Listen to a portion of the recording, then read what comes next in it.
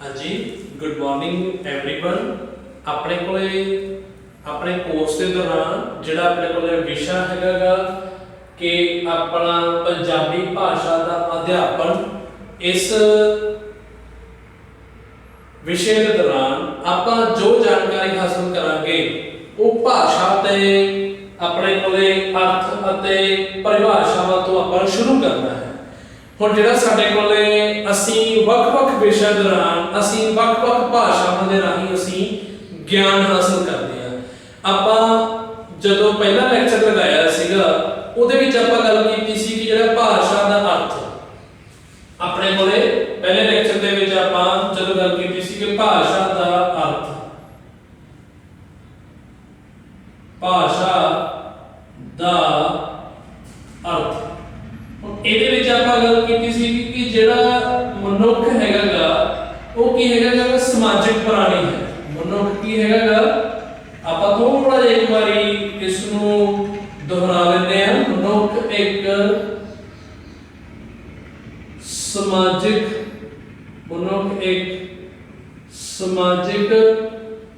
ਪ੍ਰਾਣੀ ਹੈ। मनुख एक समाजिक प्राणी है जो अपने मन के हाव भाव हैगे ने, जो अपने मन के हाव भाव हैगे ने उन्हां नूं किसी न किसी तरीके नाल जिस भी रूप दे राही उसनूं बोली दे राही दूसरे दे अगे प्रगट करदा होवे वो उसकी की है एक भाषा है। मतलब कहण तो आपां ये कह सकते हैं जी कि जिहड़ी एक भाषा हैगी आ वो मनुख अपने हाव भाव नूं प्रगट करन दे लई दूसरे दे अगे प्रगट करन दे लई वो की करदा हैगा जी, उस नूं वख-वख चिन्हां दे राहीं लिपि दे राहीं धुनियां दे राहीं उस नूं प्रगट करदा होवे तां उस दा संकेत जदों दूसरे व्यक्ति नूं मिलदा है वो एक्चुअली की हैगी आ आपां कहंदे ने साडी वो भाषा है। हुण देखो आपां उस दिन भाषा दा अर्थ जदों लिखिया सी तां आपां इत्थों ही शुरुआत कीती सी कि मनुख एक समाजिक प्राणी है। और जेकर देखा जाए समाज दे विच जदों एक समाजिक रूप पाया जाता है वो एक मिलवर्तन हुंदा है साडा, तां मिलवर्तन दे दौरान ही साडीआं जो एक निजी तौर ते जो साडीआं सेवावां हन जां लोड़ां हन वो तां ही पूरीआं होणगीआं जेकर असीं किसी धुनी रूप दे विच और जां असीं संकेत देवांगे अपनी बोलचाल दे राहीं तां वो साडी की है एक भाषा है। और दूसरे पासे जेकर देखा जाए कि जिहड़ा एक मनुख तो इलावा जो भी प्राणी अपनी भाषावां दे विच गल्लां करदे हन जां उन्हां दा अपना एक संकेत है सॉरी जां उन्हां दा एक अपना संकेत है तां उहदे नाल आपां इह देखदे हां भी उत्थे उन्हां प्राणियां दे विच एक धुनी तां हैगी आ बट उहदे सिੱਟੇ नहीं निकलदे हैगे। सिੱਟੇ की नहीं निकलदे क्योंकि वो एक व्यवहारात्मक रूप दे विच सानू एक क्रियात्मक रूप दे विच वेखण नूं नहीं मिलदे। मतलब उन्हां दे विच जिहड़ा अंडरस्टैंडिंग मतलब एक समझदार वाला एक लेवल हुंदा हैगा वो उन्हां दे अपने तक ही सीमित रह जाता है। और इत्थे असीं एक मनुख दी गल कर रहे हैगे आ। फिर आप उस दिन गल कीती सी कि जिहड़ा भाषा शब्द है, देखो जिहड़ा आपां भाषा भाष शब्द तो गल कीती सी, जिहड़ा भाष शब्द है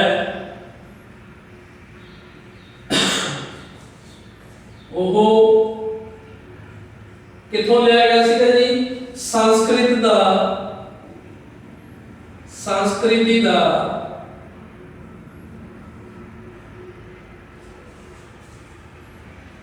संस्कृति दा धातु शब्द है।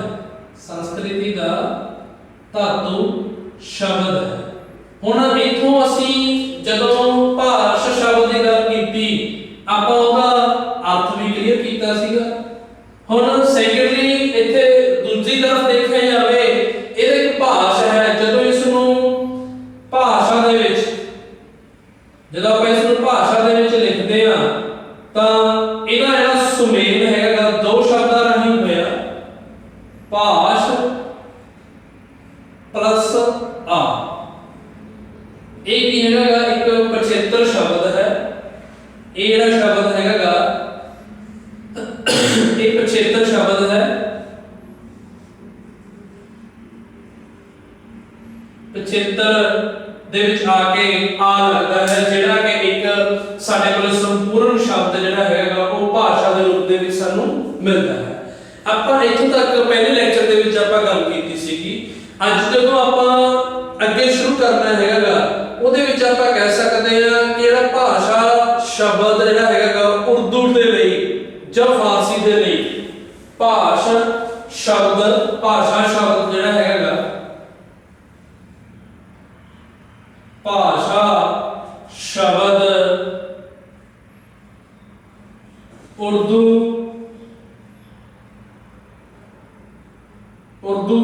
ਫਾਰਸੀ ਵਿੱਚ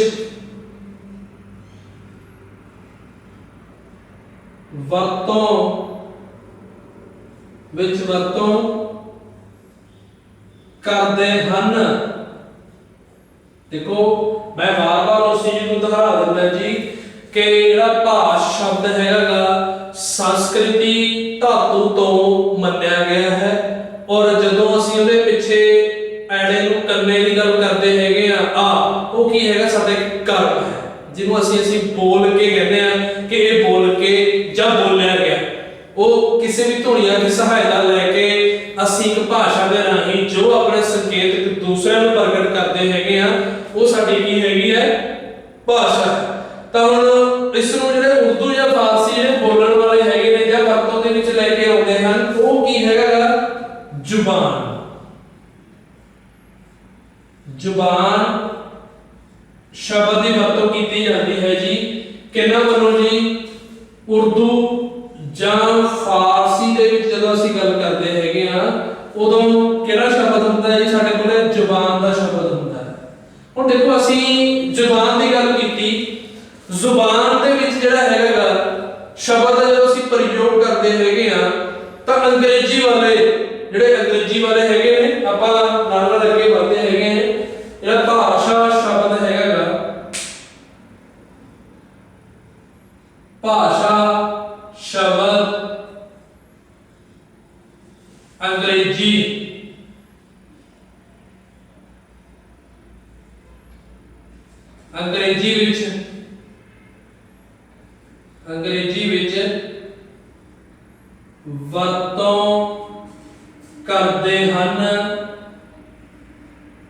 ਵਿੱਚ ਵਰਤੋਂ ਕਰਦੇ ਹਨ।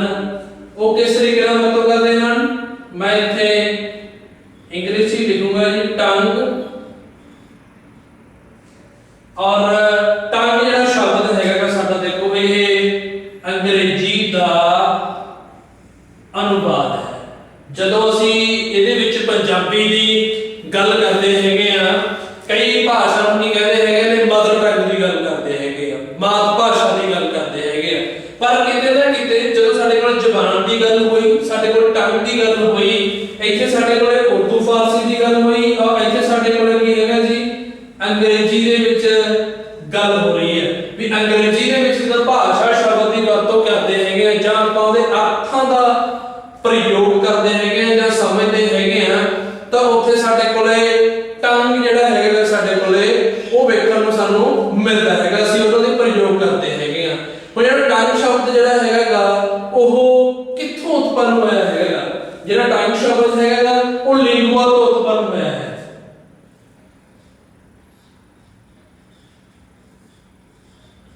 ਲਿੰਗੁਆ ਸ਼ਬਦ ਵੀ ਇੰਗਲਿਸ਼ ਦਾ ਸ਼ਬਦ ਹੈ।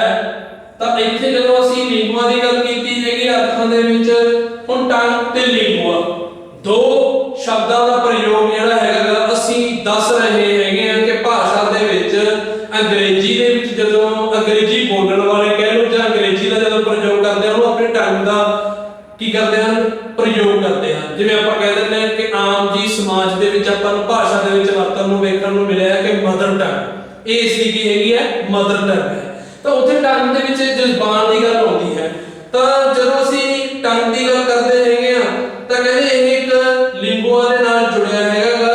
ਲਿੰਗੁਆ ਸ਼ਬਦ ਜਿਹੜਾ ਹੈਗਾ ਉਹਦੀ ਜਿਹੜੀ ਵਰਤੋਂ ਜਿਹੜੀ ਹੈਗੀ ਆ ਜਿਸ ਦਾ ਅਰਥ ਕੀ ਹੈ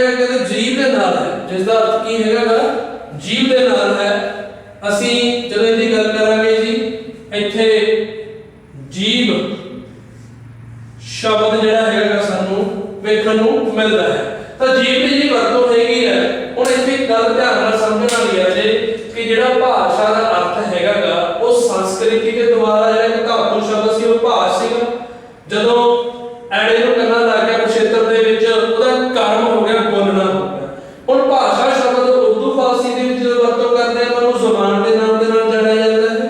ਔਰ ਜਦੋਂ ਅਸੀਂ ਭਾਸ਼ਾ ਸ਼ਬਦ ਅੰਗਰੇਜ਼ੀ ਦੇ ਵਿੱਚ ਵਰਤੋਂ ਕਰਦੇ ਆ ਤਾਂ ਟੰਗ ਦੀ ਵਰਤੋਂ ਕੀਤੀ ਜਾਂਦੀ ਹੈ। ਟੰਗ ਜਿਹੜਾ ਸ਼ਬਦ ਹੈਗਾ ਗਾ ਇਹ ਲਿੰਗੁਆ ਸ਼ਬਦ ਤੋਂ ਉਤਪੰਨ ਹੋਇਆ ਹੈ ਜਿਸ ਦਾ अर्थ ਕੀ ਹੈਗਾ ਜੀਭ ਤੋਂ ਲਿਆ ਗਿਆ ਹੈ। ਜੀਭ ਤੋਂ ਲਿਆ ਗਿਆ ਜ਼ੁਬਾਨ ਜੀਭ ਦੇ ਰਾਹੀਂ ਹੀ ਅਸੀਂ ਆਪਣੀ ਜ਼ੁਬਾਨ ਦੀ ਕੀ ਕਰਦੇ ਹੈਗੇ ਅਸੀਂ ਪ੍ਰਯੋਗ ਦੇ ਵਿੱਚ ਲੈ ਕੇ ਆਉਂਦੇ ਹਾਂ। ਤਾਂ ਉਹ ਜ਼ੁਬਾਨ ਦੇ ਰਾਹੀਂ ਜੋ ਵੱਖ-ਵੱਖ ਲਿਪੀਆਂ ਸੰਕੇਤਕ ਰੂਪਾਂ ਨੂੰ ਧੁਨੀਆਂ ਨੂੰ ਅਸੀਂ ਜਦੋਂ ਪ੍ਰਯੋਗ ਦੇ ਵਿੱਚ ਲੈ ਕੇ ਆਵਾਂਗੇ ਉਹ ਸਾਡਾ ਕਰਮ ਸਾਡਾ ਜਿਹੜਾ ਗਿਆਨ ਇੰਦਰੀ ਹੈਗਾ ਸਾਡਾ ਉਹ ਜੀਭ ਹੈਗਾ ਜਿਸ ਦੇ ਰਾਹੀਂ ਅਸੀਂ ਆਪਣੇ ਮਨ ਦੇ ਹਾਵ ਭਾਵਾਂ ਨੂੰ ਪ੍ਰਗਟ ਕਰ ਸਕਦੇ ਹਾਂ। ਸਮਾਜ ਦੇ ਵਿੱਚ ਜਦੋਂ ਅਸੀਂ ਵਿਚਰ ਰਹੇ ਹੁੰਦੇ ਹਾਂ ਤਾਂ ਅਸੀਂ ਆਪਣੀਆਂ ਲੋੜੀਂਦੀਆਂ ਜੋ ਵਸਤੂਆਂ ਹੈਗੀਆਂ ਨੇ ਉਹਨਾਂ ਦਾ ਅਸੀਂ ਨਿਰਮਾਣ ਵੀ ਕਰ ਸਕਦੇ ਹਾਂ ਉਹਨਾਂ ਦੀ ਅਸੀਂ ਵਰਤੋਂ ਵੀ ਕਰ ਸਕਦੇ ਹਾਂ। ਇਹ ਸਾਡੀ ਇੱਕ ਸਮਝਦਾਰੀ ਹੈ। ਤਾਂ ਇੱਕ ਟੰਗ ਦਾ ਇੱਕ ਲਿੰਗੂਆ ਦਾ ਬਹੁਤ ਵੱਡਾ ਰੋਲ ਹੈ ਇੱਕ ਭਾਸ਼ਾ ਦੇ ਵਿੱਚ। ਤਾਂ ਇਸ ਤੋਂ ਬਾਅਦ ਦੇਖੋ ਆਪਾਂ ਇਹਦੇ ਵਿੱਚ ਲਿਖਿਆ ਸੀ ਭਾਸ਼ਾ ਦਾ ਅਰਥ ਅਤੇ ਪਰਿਭਾਸ਼ਾ।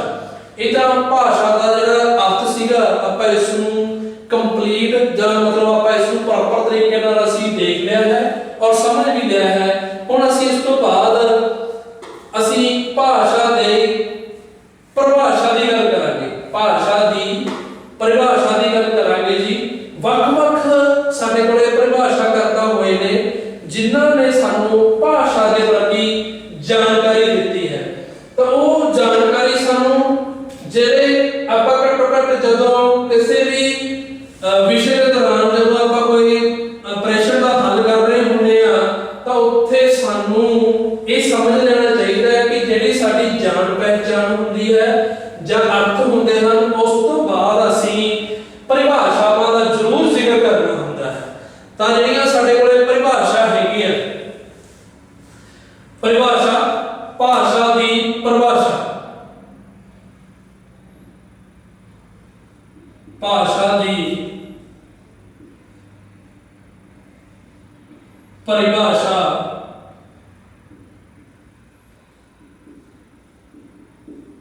भाषा की परिभाषा हुण जिहड़ी साडे कोले भाषा की परिभाषा हैगी है ਉਹ ਇਹਦੇ ਵਿੱਚ ਜਿਹੜਾ ਪਰਿਭਾਸ਼ਾ ਕਰਦਾ ਹੈਗਾ ਸਾਡੇ ਕੋਲੇ ਸਭ ਤੋਂ ਪਹਿਲਾਂ ਸਾਨੂੰ ਨਾਮ ਜਿਹੜਾ ਜ਼ਾਹਿਰ ਹੁੰਦਾ ਹੈਗਾ ਉਹ ਸੋਸੀਓ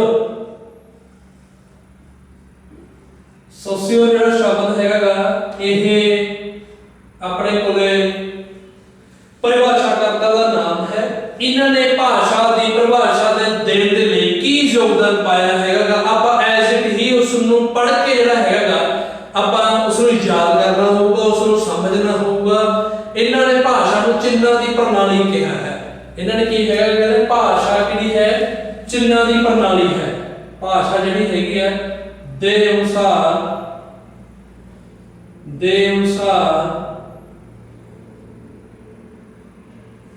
भाषा चिन्हां दी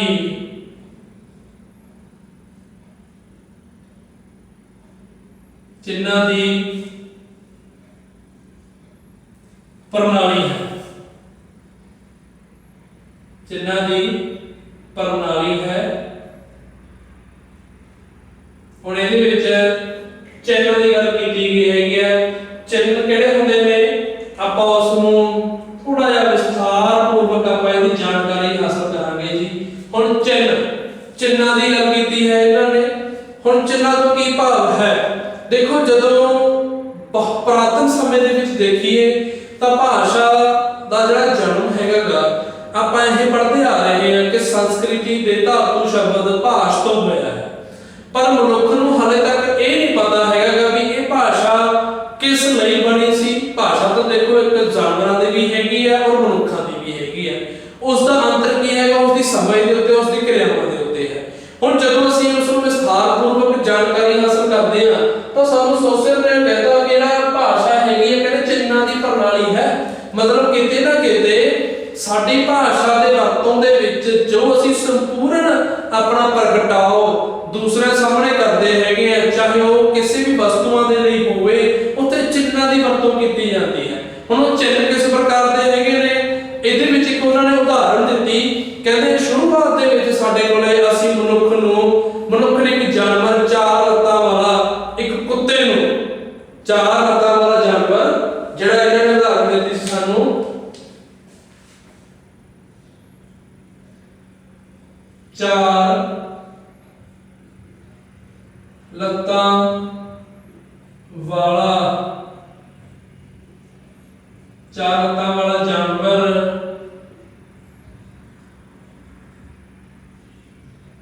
ਕੁੱਤੇ ਦੀ ਗੱਲ ਹੋਈ ਹੈ ਜੀ। ਇੱਥੇ ਕੁੱਤਾ ਚਾਰ ਲੱਤਾਂ ਵਾਲਾ ਜਿਹੜਾ ਜਾਨਵਰ ਹੈਗਾ, ਕੁੱਤੇ ਨੂੰ ਸੰਬੋਧਨ ਕੀਤਾ ਉਹਨਾਂ ਨੇ ਜੀ। ਹੁਣ ਜਿਹੜਾ ਕੁੱਤਾ ਸ਼ਬਦ ਹੈਗਾ, ਦੇਖੋ ਜਦੋਂ ਹੁਣ ਤਾਂ ਆਪਾਂ ਨੂੰ ਇਹ ਪਤਾ ਲੱਗ ਰਿਹਾ ਹੈ, ਇੱਕ ਆਧੁਨਿਕ ਪੰਜਾਬੀ ਭਾਸ਼ਾ ਦੀ ਜਿਹੜੀ ਗਿਆਨ ਦੇ ਵਿੱਚ ਆਪਣੇ ਕੋਲ ਵਾਧਾ ਕੀਤਾ ਹੈ। ਹੁਣ ਤਾਂ ਆਪਾਂ ਨੂੰ ਇਹ ਜਾਣਕਾਰੀ ਹੈਗੀ ਹੈ ਕਿ ਭਾਸ਼ਾ ਦੇ ਵਿੱਚ ਜਦੋਂ ਕਿਸੇ ਸੰਕੇਤ ਦਿੱਤਾ ਜਾਂਦਾ ਹੈ ਕਿਸੇ ਸ਼ਬਦ ਰਾਹੀਂ, ਤਾਂ ਉਸ ਦੀ ਤਸਵੀਰ ਸਾਡੇ ਮਨ ਦੇ ਵਿੱਚ, ਸਾਡੇ ਦਿਮਾਗ ਦੇ ਵਿੱਚ ਬਣ ਜਾਂਦੀ ਹੈ। ਤਾਂ ਉਸ ਦੇ ਪ੍ਰਤੀ ਅਸੀਂ ਆਪਣਾ ਪ੍ਰਗਟਾਵਾ ਜਿਹੜਾ ਹੈਗਾ, ਵਿਵਹਾਰ ਜਿਹੜਾ ਹੈਗਾ, ਉਸ ਤਰੀਕੇ ਨਾਲ ਆਪਣੀ ਕਿਰਿਆ ਦੇ ਰੂਪ ਦੇ ਵਿੱਚ ਅਸੀਂ ਉਸ ਨੂੰ ਸ਼ਾਮਲ ਕਰਦੇ ਹੈਗੇ ਆ। ਪਰ ਸੋਸ਼ਲ ਨੇ ਸਾਨੂੰ ਅਹਿਸਾਸ ਕਰਵਾਇਆ ਕਿ ਭਾਸ਼ਾ ਜਿਹੜੀ ਹੈਗੀ, ਕਹਿੰਦੇ ਚਿੰਨ੍ਹਾਂ ਦੀ ਵਰਤੋਂ ਕੀਤੀ ਜਾਂਦੀ ਹੈ। ਦੇਖੋ ਚਿੰਨ੍ਹ ਨੇ ਆਪਣੇ ਵੱਲੋਂ ਉਦਾਹਰਨ ਦਿੱਤੀ, ਕੁੱਤੇ ਦੀ ਉਦਾਹਰਨ ਦਿੱਤੀ। ਕੁੱਤਾ ਦਾ ਰੰਗ ਕੋਈ ਵੀ ਹੋ ਸਕਦਾ ਹੈ ਕਹਿੰਦੇ, ਪਰ ਉਹ ਜਾਨਵਰ ਕੀ ਹੈਗਾ, ਚਾਰ ਲੱਤਾਂ ਵਾਲਾ ਹੈ। ਹੁਣ ਕੁੱਤੇ ਤੋਂ ਇਲਾਵਾ ਵੀ ਕਹਿੰਦੇ ਹੋਰ ਜਾਨਵਰ ਹੈਗੇ ਨੇ, ਪਰ ਇੱਕ ਜਾਨਵਰ ਨੂੰ ਉਹਨਾਂ ਨੇ ਇੱਕ ਪਰਿਭਾਸ਼ਾ ਤਾਂ ਦੇ ਦਿੱਤੀ ਚਿੰਨ੍ਹਾਂ ਦੇ ਰੂਪ ਦੇ ਵਿੱਚ। ਇਹ ਕੀ ਹੈਗਾ, ਇੱਕ ਪ੍ਰਤੀਬਿੰਬ ਹੈ। ਇਹ ਕੀ ਹੈਗਾ, ਇੱਕ ਬਿੰਬ ਹੈ। ਬਿੰਬ ਦੇ ਵਿੱਚ ਉਹਨਾਂ ਨੇ ਇਸ ਨੂੰ ਸੰਬੋਧਨ ਕੀਤਾ ਹੈ ਜੀ।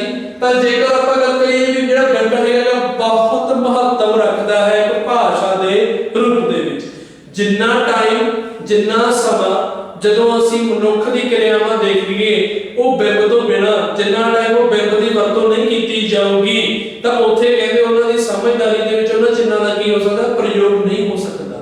ਅਕਸਰ ਦੇ ਵਿੱਚ ਚਿੰਨ੍ਹਾਂ ਦਾ ਪ੍ਰਯੋਗ ਕਿਸ ਢੰਗ ਨਾਲ ਹੁੰਦਾ ਹੈ, ਅਸੀਂ ਕਹਿੰਦੇ ਮਨੁੱਖ ਇੱਕ ਵਿਵਹਾਰਿਕ ਰੂਪ ਦੇ ਵਿੱਚ ਪਾਇਆ ਜਾਂਦਾ ਹੈ, ਤਾਂ ਉਸ ਦਾ ਉਹ ਸਮਾਜਿਕ ਰੂਪ ਹੈ। ਤਾਂ ਸਮਾਜਿਕ ਰੂਪ ਦੇ ਵਿੱਚ ਭਾਸ਼ਾ ਦਾ ਬਹੁਤ ਵੱਡਾ ਰੋਲ ਹੈ। ਤਾਂ ਭਾਸ਼ਾ ਦੇ ਵਿੱਚ ਚਿੰਨ੍ਹ ਹੁੰਦੇ ਨੇ, ਉਹਨਾਂ ਚਿੰਨ੍ਹਾਂ ਦੀ ਸਹਾਇਤਾ ਦੇ ਨਾਲ ਸਾਡੀ ਧੁਨੀ ਬਣਦੀ ਹੈ। ਉਹ ਧੁਨੀਆਂ ਹੀ ਸਾਡੇ ਵਿੱਚ ਇੱਕ ਵਾਕ ਦਾ ਸੰਬੋਧਨ ਕਰਦੀਆਂ ਹਨ, ਵਾਕ ਨੂੰ ਸੰਪੂਰਨ ਕਰਦੀਆਂ ਹਨ, ਔਰ ਉਹ ਸਾਡੀ ਕੀ ਹੈਗੀ ਹੈ, ਲਿਪੀ ਹੈ, ਉਹ ਹੀ ਸਾਡੀ ਇੱਕ ਭਾਸ਼ਾ ਹੈ। ਦੇਖੋ ਇੰਨੀ ਵੱਡੀ ਗੱਲ ਜਿਹੜੀ ਹੈਗੀ ਹੈ, ਜਦੋਂ ਇੱਕ ਵਾਕ ਬਣਦਾ ਹੈ ਤਾਂ ਕਹਿੰਦੇ ਵੱਖ-ਵੱਖ ਧੁਨੀਆਂ ਦੀ ਜਾਂ ਆਪਾਂ ਕਹਿੰਦੇ ਨੇ ਵੱਖ-ਵੱਖ ਚਿੰਨ੍ਹਾਂ ਦੀ ਵਰਤੋਂ ਕਰਕੇ ਹੀ ਇੱਕ ਵਾਕ ਨੂੰ ਸੰਪੂਰਨ ਕੀਤਾ ਜਾ ਸਕਦਾ ਹੈ। ਆਪਾਂ ਹੁਣ ਤੱਕ ਉਦਾਹਰਨਾਂ ਸਹਿਤ ਜਾਂ ਪਰਿਭਾਸ਼ਾਵਾਂ ਕਰਤਾ ਸਹਿਤ ਆਪਾਂ ਇਹ ਚੀਜ਼ਾਂ ਸਮਝਦੇ ਆ ਰਹੇ ਹਾਂ, ਪਰ ਕਿਤੇ ਨਾ ਕਿਤੇ ਸਾਨੂੰ ਜਿਹੜੀ ਇੱਕ ਸੋਸ਼ਲ ਜਿਹੜਾ ਹੈਗਾ ਉਹਨਾਂ ਦੇ ਅਨੁਸਾਰ ਕਹਿੰਦੇ ਭਾਸ਼ਾ ਕੀ ਹੈਗੀ ਕਿ ਚਿੰਨ੍ਹਾਂ ਦੀ ਪ੍ਰਣਾਲੀ ਹੈ।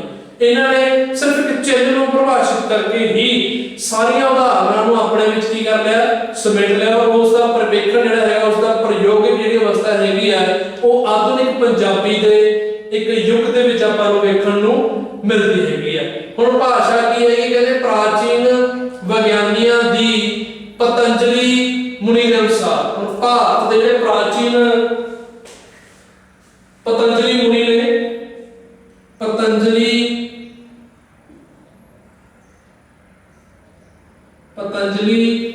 ਮੁਨੀ ਨੇ ਇਹ ਭਾਰਤ ਦੇ ਪ੍ਰਾਚੀਨ ਪਰਿਭਾਸ਼ਾ ਕਰਤਾ ਹੋਏ ਨੇ ਭਾਸ਼ਾ ਦੇ ਰਿਲੇਟਡ। ਇਹਨਾਂ ਨੇ ਸਾਨੂੰ ਕੀ ਗੱਲ ਕਹਿ ਕੇ ਸੰਬੋਧਨ ਕੀਤੀ ਹੈਗੀ ਹੈ ਭਾਸ਼ਾ ਦੇ ਪ੍ਰਤੀ। ਆਪਾਂ ਉਸ ਨੂੰ ਥੋੜਾ ਜਿਹਾ ਪੜ੍ਹ ਕੇ ਆਪਾਂ ਉਸ ਦੇ ਉੱਤੇ ਅਮਲ ਕਰਾਂਗੇ ਜੀ। ਉਹ ਤੁਹਾਨੂੰ ਮੈਂ ਦੱਸ ਵੀ ਦਿੰਦਾ ਹੈਗਾ, ਉਹਨਾਂ ਨੇ ਆਪਾਂ ਨੂੰ ਕੀ ਗੱਲਾਂ ਕਹੀਆਂ ਹੈਗੀਆਂ ਨੇ। ਉਹਦੇ ਵਿੱਚ ਜਿਹੜਾ ਹੈਗਾ ਕਹਿੰਦਾ ਜਿਸ ਦੁਆਰਾ ਅਸੀਂ ਆਪਣੇ ਵਿਚਾਰਾਂ ਨੂੰ ਸਪਸ਼ਟ ਸ਼ਬਦਾਂ ਵਿੱਚ ਪ੍ਰਗਟ ਕਰਦੇ ਹਾਂ। ਜਿਸ ਦੁਆਰਾ ਅਸੀਂ ਆਪਣੇ ਵਿਚਾਰਾਂ ਨੂੰ ਸਪਸ਼ਟ ਸ਼ਬਦਾਂ ਦੇ ਵਿੱਚ ਪ੍ਰਗਟ ਕਰਦੇ ਹਾਂ, ਉਹ ਕੀ ਹੈਗੀ ਆ, ਭਾਸ਼ਾ ਹੈ। ਸਪਸ਼ਟ ਸ਼ਬਦਾਂ ਦੇ ਵਿੱਚ ਪ੍ਰਗਟ ਕਰਨਾ, ਆਪਾਂ ਇੱਥੇ ਲਿਖ ਵੀ ਲੈਂਦੇ ਹਾਂ ਜੀ, ਸਪਸ਼ਟ ਸ਼ਬਦਾਂ ਦੇ ਵਿੱਚ शब्दां विच प्रगट करना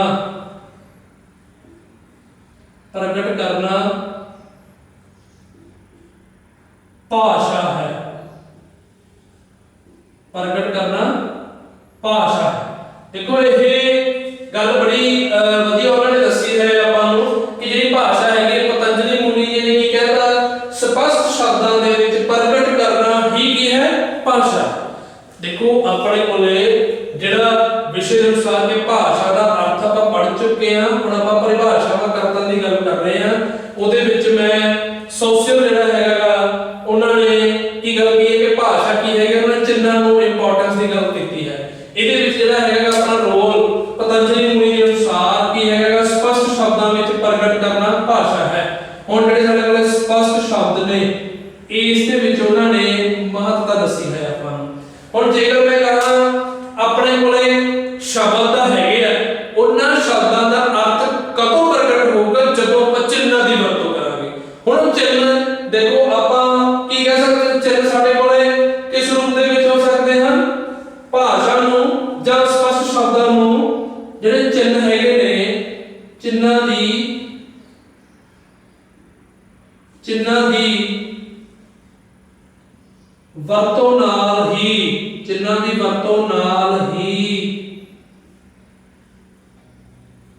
स्पष्ट शब्द जिहड़े हैगे ने प्रगट कर सकते हैं। जिवें आपां कहदा जी सिहारी और साडे कोले विहारी, फिर असीं कहदे ने साडे कोले बिंदी, फिर असीं कहदे ने जी साडे कोले कौमा, इहो जे फिर असीं कहदे ने साडे कोल जिथे असीं अपनी गल नूं कह के खत्म कर चुके हुंदे आ तां एंड दे उत्ते असीं डंडी दी वरतों करदे हां। तां इहो जे जिहड़े चिन्ह हैगे ने ਉਹ ਸਾਡੇ ਸ਼ਬਦਾਂ ਨੂੰ ਕੀ ਕਰਦੇ ਹਨ ਸਪਸ਼ਟ ਕਰਦੇ ਹਨ। ਫਿਰ ਅਸੀਂ ਇੱਕ ਭਾਸ਼ਾ ਜਿਹੜੀ ਹੈਗੀ ਉਹ ਸਾਡੀ ਸੰਪੂਰਨ ਹੋ ਜਾਂਦੀ ਹੈ ਔਰ ਸਾਡੇ ਜਿਹੜੇ ਸ਼ਬਦਾਂ ਦੇ ਅਰਥ ਹੈਗੇ ਨੇ ਭਾਸ਼ਾ ਦੇ ਜਿਹੜੇ ਅਰਥ ਹੈਗੇ ਨੇ ਉਹ ਦੂਸਰੇ ਵਿਅਕਤੀ ਨੂੰ ਕੀ ਹੋ ਜਾਂਦੇ ਨੇ ਸੰਕੇਤ ਹੋ ਜਾਂਦੇ ਹਨ। ਫਿਰ ਉਸ ਤੋਂ ਬਾਅਦ ਉਹ ਉਸ ਨੂੰ ਕੀ ਕਰਦਾ ਹੈ ਪ੍ਰਯੋਗਿਕ ਅਵਸਥਾ ਦੇ ਵਿੱਚ ਸ਼ਾਮਲ ਹੋ ਜਾਂਦਾ ਹੈ। ਔਰ ਉਸ ਤੋਂ ਬਾਅਦ ਜਿਹੜੀ ਉਦਾਹਰਣ ਹੈਗੀ ਜੀ ਆਪਣੇ ਕੋਲੇ ਉਹ ਹੈਗੀ ਹੈ ਪੱਛਮੀ ਵਿਗਿਆਨੀ ਹੈਗੇ ਨੇ ਸਵੀਡ। ਪੱਛਮੀ ਵਿਗਿਆਨੀ ਸਵੀਡ, पश्चिमी विज्ञानी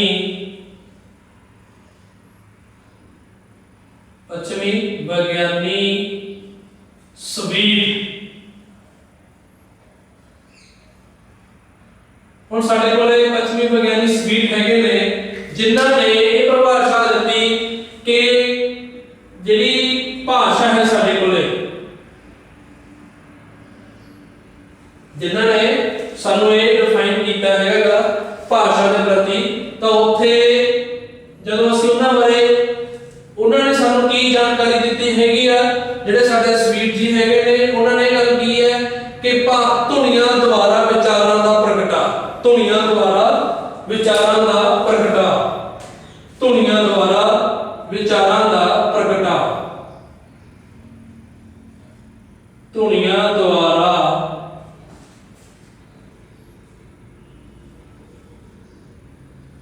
विचारां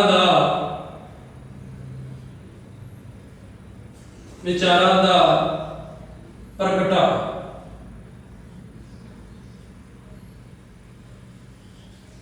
हुण जिहड़ा ये विचारां दा प्रगटा हैगा साडे कोले ये बहुत बड़ा साडे कोल रोल अदा करदा है जी। ये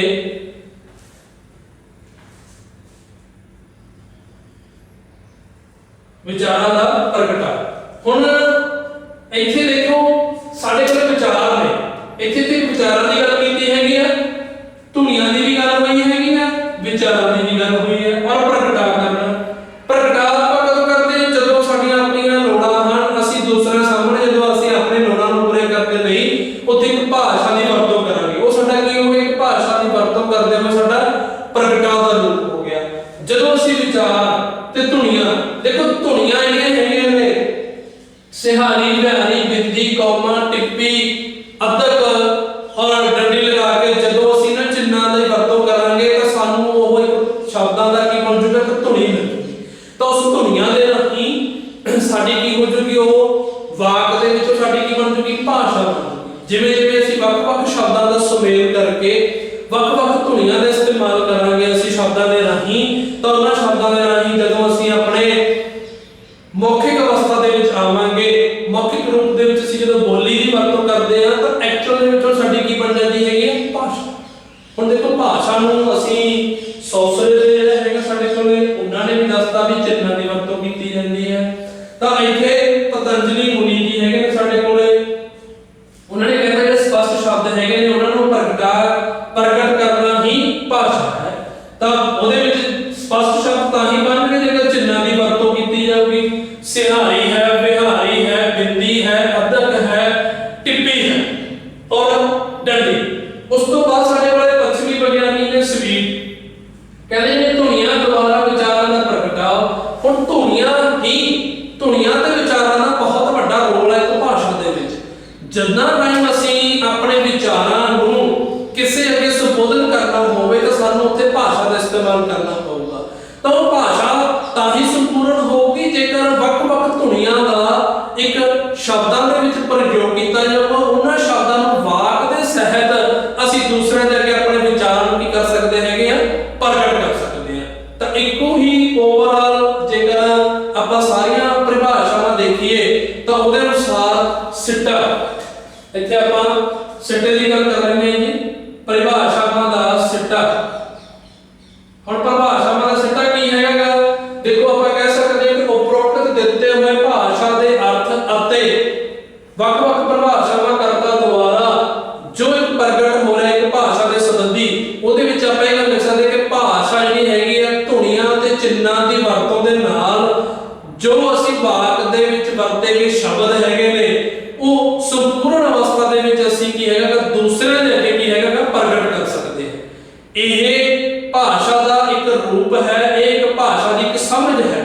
ਤਾਂ ਬਿਨਾਂ ਚਿੰਨ੍ਹਾਂ ਤੋਂ, ਬਿਨਾਂ ਧੁਨੀਆਂ ਤੋਂ ਇੱਕ ਵਾਕ ਨੂੰ ਪੂਰਨ ਤੌਰ ਤੇ ਕੀ ਹੈਗਾ ਅਸੀਂ ਉਸ ਨੂੰ ਪ੍ਰਯੋਗ ਦੇ ਵਿੱਚ ਨਹੀਂ ਲੈ ਕੇ ਆ ਸਕਦੇ। ਤਾਂ ਇਸ ਲਈ ਭਾਸ਼ਾ ਦੇ ਵਿੱਚ ਚਿੰਨ੍ਹਾਂ ਦੀ, ਧੁਨੀਆਂ ਦੀ ਦੂਸਰਿਆਂ ਦੇ ਅੱਗੇ ਆਪਣੀ ਹਾਵ ਭਾਵ ਨੂੰ ਪ੍ਰਗਟ ਕਰਨ ਦੇ ਲਈ ਉਹਨਾਂ ਸ਼ਬਦਾਂ ਦਾ ਜੋ ਅਸੀਂ ਇਸਤੇਮਾਲ ਕਰਾਂਗੇ ਉੱਥੇ ਬਹੁਤ ਜ਼ਿਆਦਾ ਬਹੁਤ ਵੱਡਾ ਰੋਲ ਅਦਾ ਕਰਦੇ ਹਨ। ਇਹ ਸੀਗਾ ਜੀ ਆਪਣਾ ਇੱਕ ਭਾਸ਼ਾ ਦੀ ਪਰਿਭਾਸ਼ਾਵਾਂ ਦਾ ਸਿੱਟਾ।